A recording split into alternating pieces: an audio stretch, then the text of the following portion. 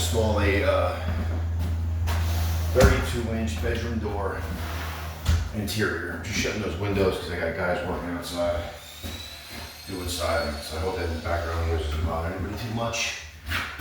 All right, this is a 32-inch right-hand door.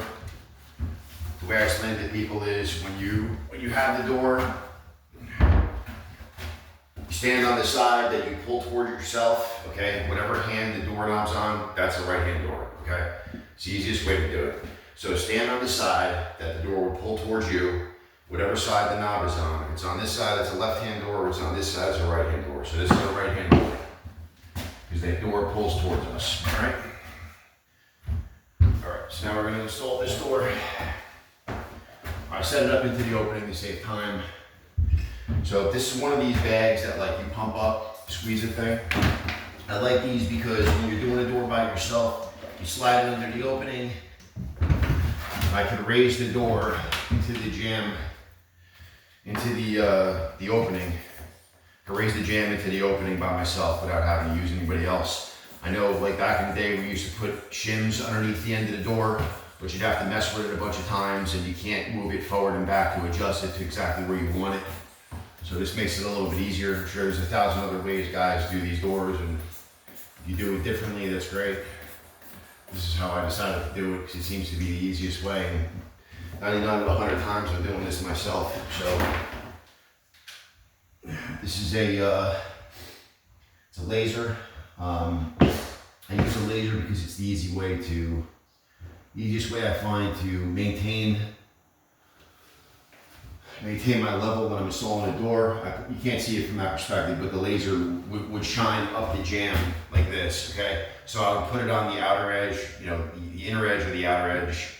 And what that's gonna do is the light stays on the whole time. So you can adjust this to exactly level and the light doesn't go away. So instead of using like a 4 or 6 foot level to do this, and you gotta keep checking and checking, I find it to be easier just to use this. So what I do is I get it close to where it's got to be, and then throw a couple shims in there. That's how we start. Now I know what some guys are thinking. Sometimes you check the level of the floor, which I had already done. What would happen is if this side was way high, then you would have to raise this up. And you'd have a big gap in the floor, and depending on the flooring you're using, the jamb may not reach the flooring at that point. So if your floor is very close to level, you're in good shape, but if it's way off one way or the other, you may have to cut the jamb to raise or lower it, or you might have to adjust depending on the thickness of your flooring. If you're using 3/4 hardwood, that's the amount you have to play with. If you're using like a strip flooring, like a laminate, it can be as thin as 1/4, maybe as much as some are a 1/2 inch, but most fall in around with like 3/8, and that's what we're using here. So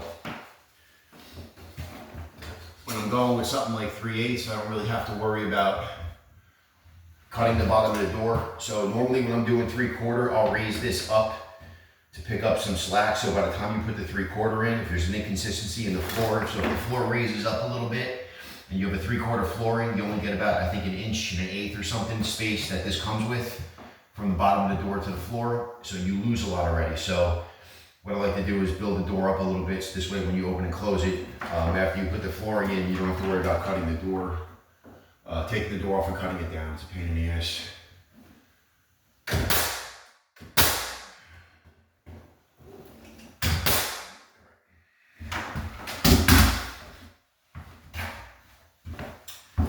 What I do before I go any further is I just check my jamb to see how level it is in and out,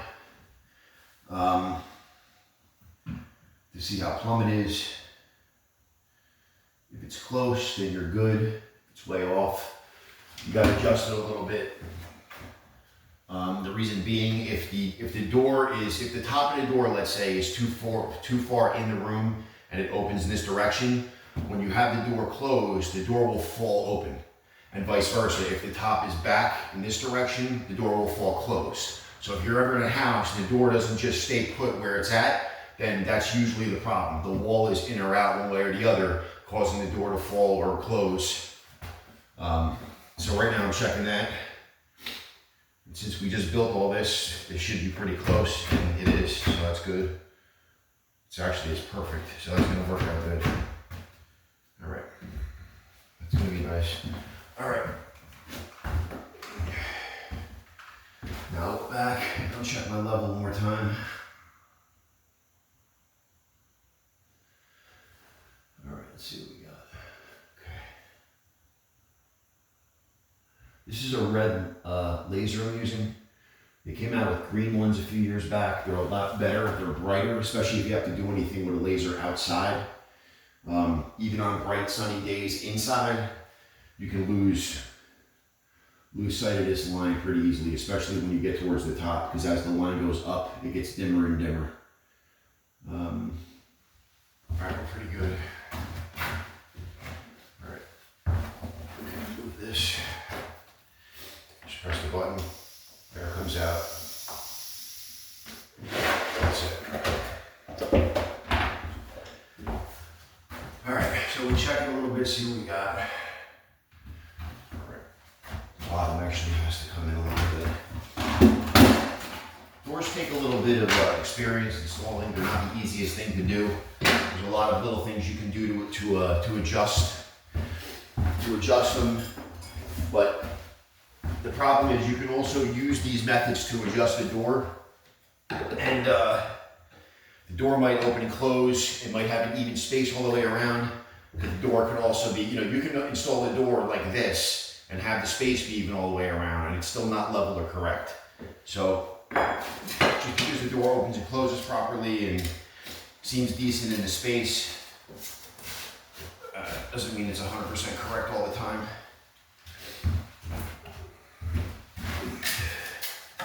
These shims I'm using, these are, this is called undercourse. So this is the stuff that you would use for like when you're doing cedar on a house. This is the course you would put on first. It's not perfect. It's kind of like, it's a little rougher material. It's not finished grade. So this is what you would put on first, and you would put your finished grade cedar over top.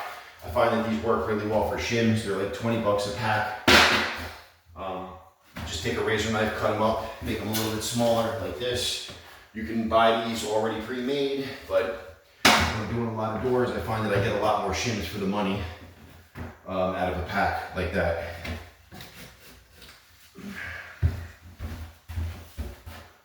All right, that's good.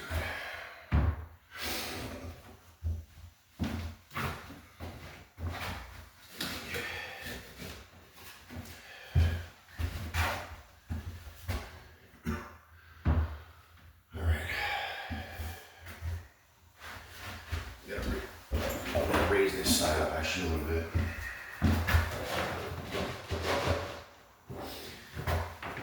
Again, this is where this thing comes into play. This airbag works great, but like I said, especially when you're by yourself. It can raise, this bag in particular can raise 500 pounds, which is plenty for what I'm doing. They have all different types of equipment to do this.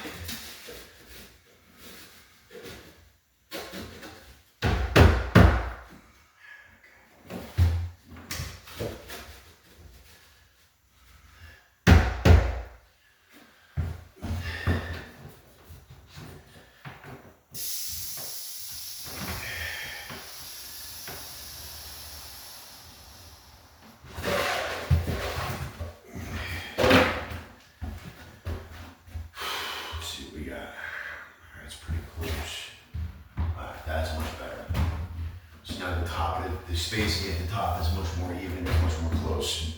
Before the gap was like half an inch, that's far too much to even work with. All right, that's a lot better.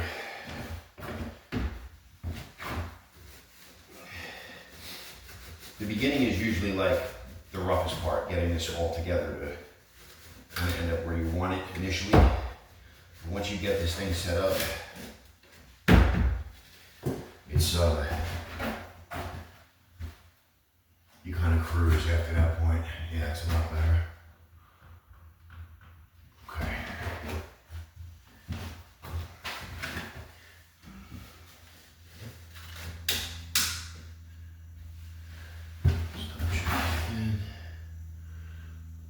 All right, that's perfect. Let's see what we got here. Okay, that's gonna go up a bit. That's gonna be nice.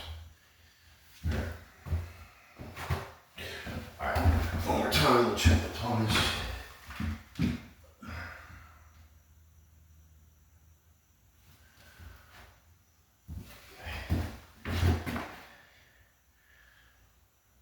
That's like perfect, that's pretty good.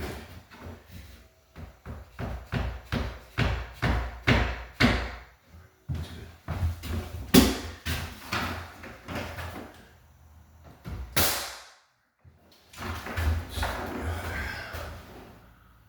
Yeah, it's not bad. Plug that back a little bit.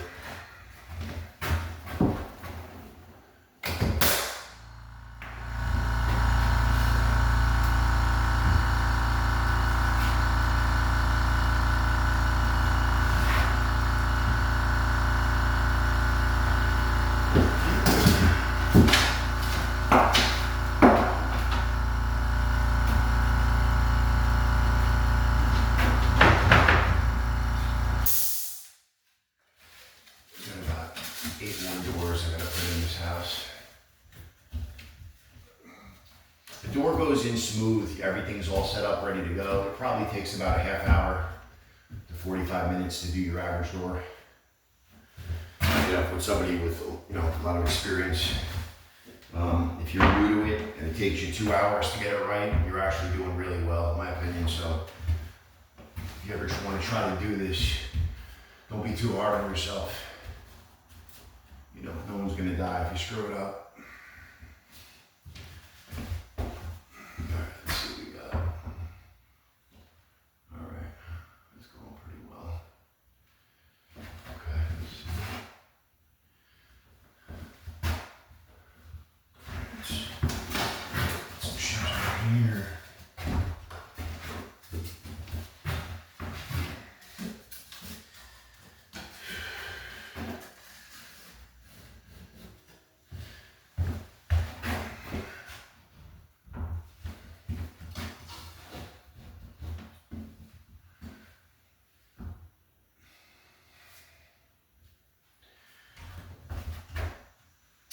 So I like to check the door by opening it a little bit before I go too far. This is what I'm talking about, like when you keep the door at a certain point, if you push it, it should stop. If you push it either way, it should stop. It shouldn't fall open, it shouldn't fall closed. You know, I got all the windows open in this house, so you're gonna get a little bit of a breeze. It's a different situation, but okay, that's pretty good.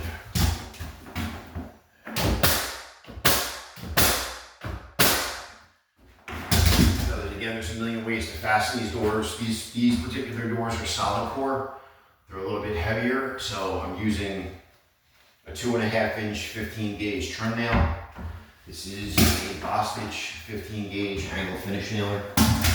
I typically use that when I'm installing doors. Some guys use trim screws. They take off the stop molding, which is this molding here. When your door closes, it's the molding that it hits against. And a lot of times they'll install screws and things behind that, and then you put that back on. Some jams, they come with the stop molding molded onto the jam, like it's one routed piece of wood, so you can't remove them. The better doors, you can remove them and adjust them a little bit if you need to. I always recommend using those. I think the doors you get at the Home Depot, typically you cannot remove the stop moldings. It's one molded jam, I think, on most of the doors. These we got from a local lumber yard. typically when you get things from the lumber yard, they're more contractor friendly. So that's another thought too, if you're gonna do this yourself. And that's another thing. So when I'm doing hollow core doors, you can kind of get away with like 3 sets of shims on each side. It'll probably do it, especially if you're gonna case the door out right away. But if you're doing a solid core door, you should probably use 5. So it'd be 3 and then 1 and 1. Just because the door is a lot heavier. When you open and close it and it hits up against the jamb, like that's how you get like, you know, the moldings, like they crack at the joints and things. I mean, it's probably better to do 5 all around on each side, but I've done doors so many times, you can get away with 3 and it's fine. Like it doesn't, I've never noticed anything too negative from that.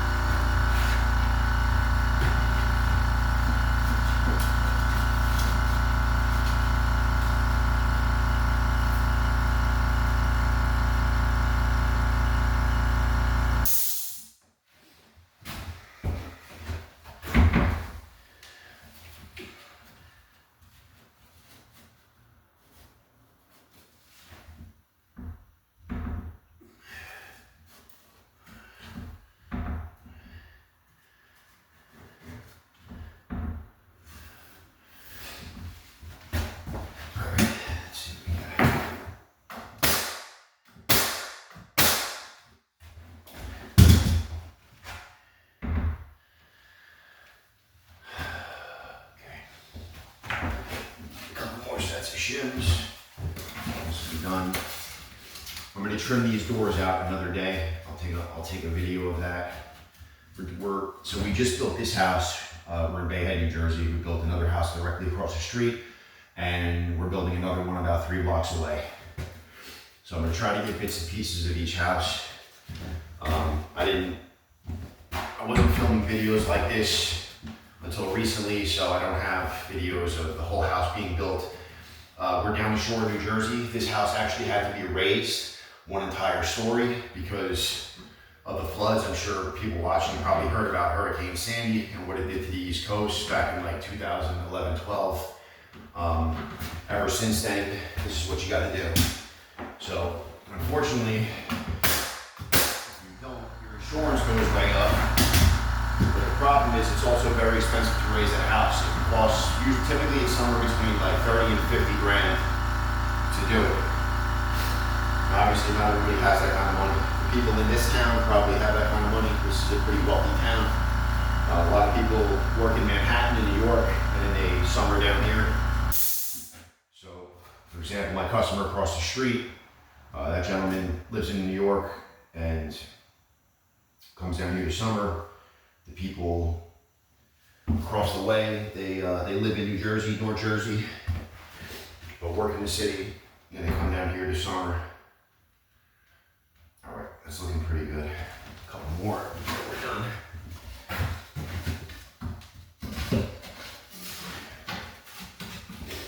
I'll take some videos of, like I said, the molding work we do around. This house is gonna have some pretty basic molding. It's gonna have a 3.5 inch casing, I think, colonial, like the typical stuff you find in people's houses. The typical stuff you find is like 2.25 or 2.5 inch wide. Like I said, this is just gonna be, I think, 3.5 inch, but it's gonna have the same profile. But the stuff in the big house a few blocks away, that stuff's a little bit nicer. A little more intricate. It's like a multiple piece molding on the header.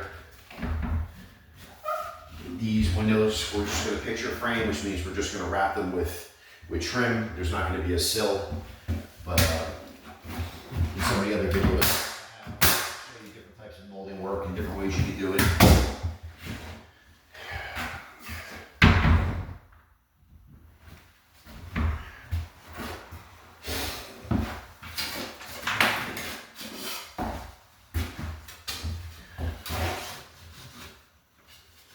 I'm the project manager on these jobs. This is for a different company I'm working for right now. So I'm hired as a subcontractor to run these jobs. And then every now and then I'll jump in, I'll do some of the work depending on what it is.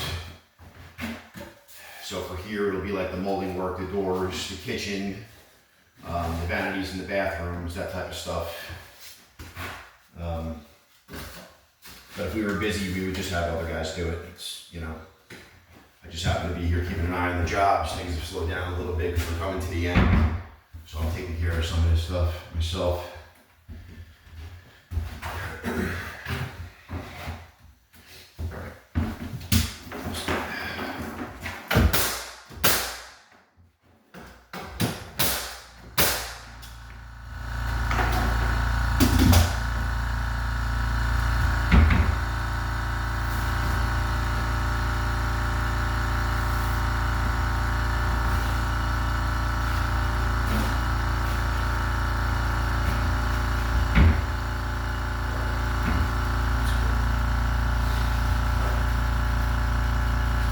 Chop off all the shims, the excess with a multi-tool. You could use a razor knife. We used a razor knife for many years.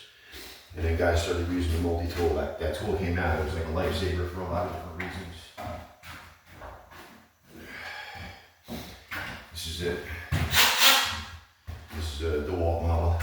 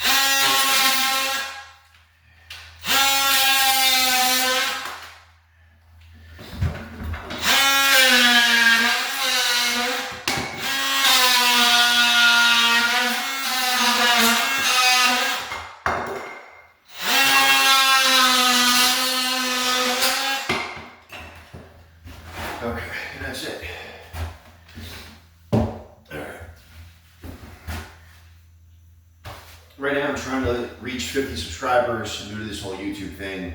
What I want to do is film some of these videos live, so if people have questions, I can answer them right on site. You know, if there's any issues with things you see, you want to give me suggestions, I'd love to hear them.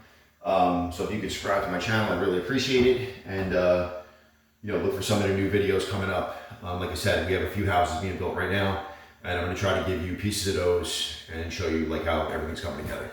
All right, thanks a lot.